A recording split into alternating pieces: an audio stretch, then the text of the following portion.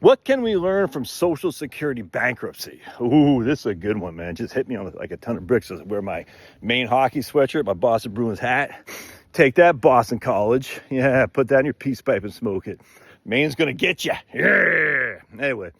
All right, so Social Security is going to go bankrupt in, we'll just say 2034. No one really knows, but I'm not saying it won't. I just think it's silly that it won't pay its bills, and we'll get in that here in just a second. But it will go bankrupt, all right? Now, bankrupt, all that means is you don't have enough income, all right, to pay your outflows. Your inflows are less than your outflows, all right? That's going to happen because right now, Social Security, about 80% of Social Security outflows are covered by inflows via payroll tax, all right?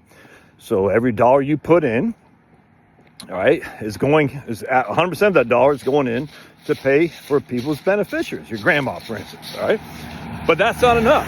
That's not enough because there's more beneficiaries receiving Social Security than what your payroll taxes are.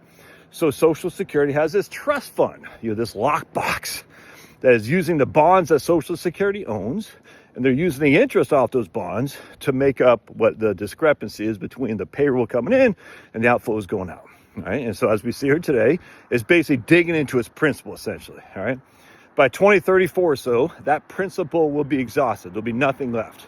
In that stage, about 75 to 80% of all Social Security benefits will be paid via payroll tax. But because the trust fund is depleted, then there isn't enough to pay the whole thing.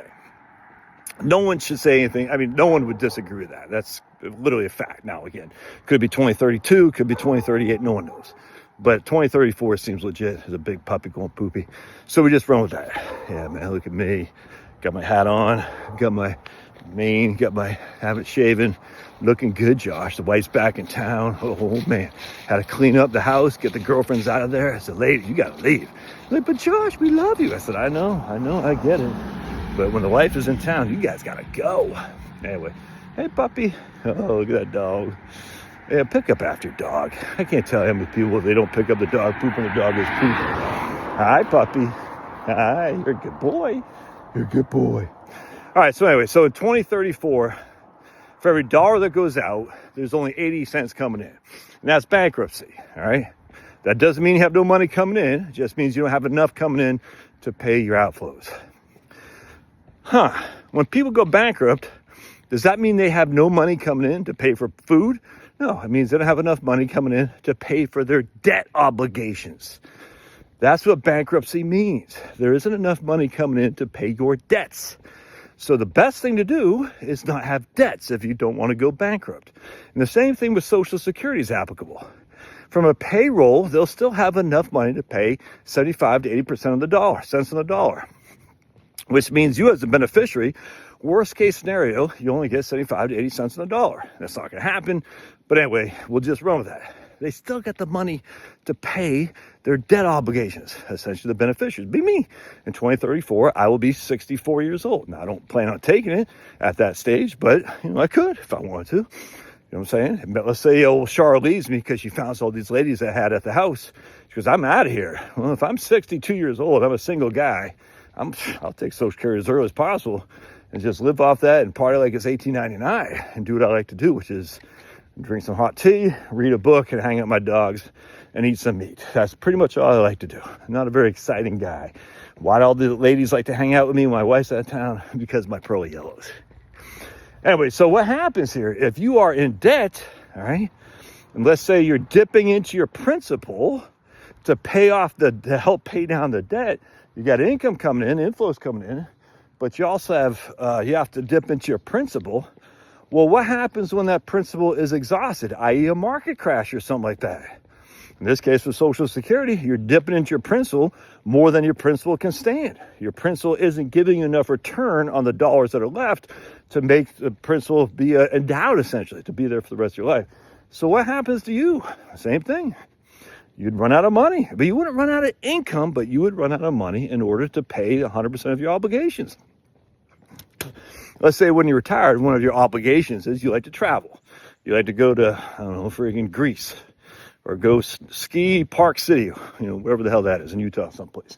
And you're like, man, that's my obligation. Well, it's not really an obligation. It's really just a desire. But now, because we have all these outflows going in, all right, but we don't have enough income coming in to support those outflows, and the market crash led us to now have no principal to cover that, I have to stop something. One of my obligations has to be reduced. Now, guess what happens first and foremost? If you have debt obligations, well, you're still going to put food on the table. You're still going to eat. You have to eat. So what you'll do is you go down to your bankruptcy attorney and say, I can't afford these obligations. Let's go bankrupt. Now, I don't know how it works. I have no clue. I've never been bankrupt. God willing, I never will be. But at the end of the day, you will still have enough money to eat because you're not going to pay your creditors in lieu of eating food. That would not make any sense. Just like Social Security. They're not going to say, oh, man, we only have 80 cents on the dollar coming in from payroll tax, so we're not going to pay anybody.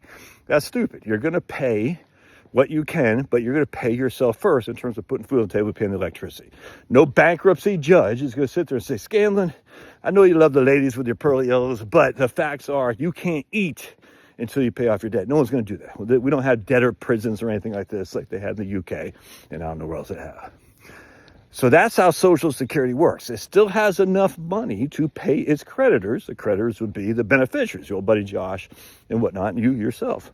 They just don't have enough to pay 100% of the creditors, so they are bankrupt unless they find a secondary source of financing. Where that secondary source of financing is going to come from. Now, again, we talked about this a million times. I just raised the payroll tax 50 basis points on each side. So, all right, Mr. Smith, you got a 50. They did this in Maine. They just did this in Maine for, what was it, a living wage or something? I can't remember what the hell they did. They raised the payroll tax by 1%. I can't remember if it's on both sides or not. But they literally made owning a business that much harder in the state of Maine because now the employer's got to pay an extra 1% in payroll and the employee does as well. So the business says, all right, well, that's 1% less I can use as a salary to my employees. In fact, I don't have any problem with that. If that's what people voted for, more power to them. It doesn't bother me. I know the employers have minimal say in this because, liberals think the money just falls from sky.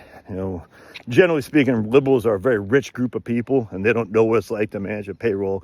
They don't know what it's like to budget because they've had daddies and mommies money. They're trustafarians is what it is. Well, Dad, I need you to pay my credit card bill. Dad's like, where's this money come from? Well, it's from your checking account. Where's that money come from? From your checking account, Dad. Donald Trump gave it to you because how dare you vote for Donald Trump? He just gave you the money. Liberals aren't the brightest of the bulbs. They're just not. So anyway, with Social Security, though, they'll find a secondary source of income, and be it through taxes, be it through issuing bonds, be it through general obligations. They're not going to stop paying you your benefits. It's just not going to happen. Now, will they raise the retirement age? Will they increase the payroll tax? Will they reduce benefits? I have no clue.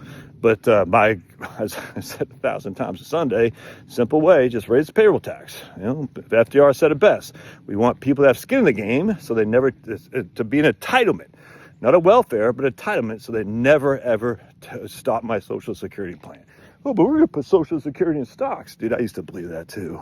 And until I tell you, man, I started realizing, and COVID just solidified it for me, do you really want the federal government owning individual shares of publicly traded corporations, and a guy like Sniffy Joe saying, if you don't have your freaking LGBT silent P people on your board, we're gonna sell shares. I mean, do you really want the government owning your publicly traded companies? I don't.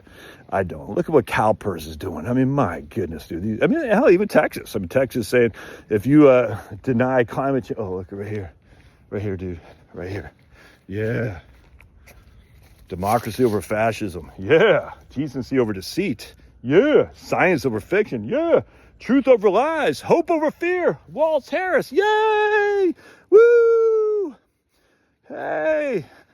I believe in fiction. I believe in fascism. I believe in, what's the other thing? Lies.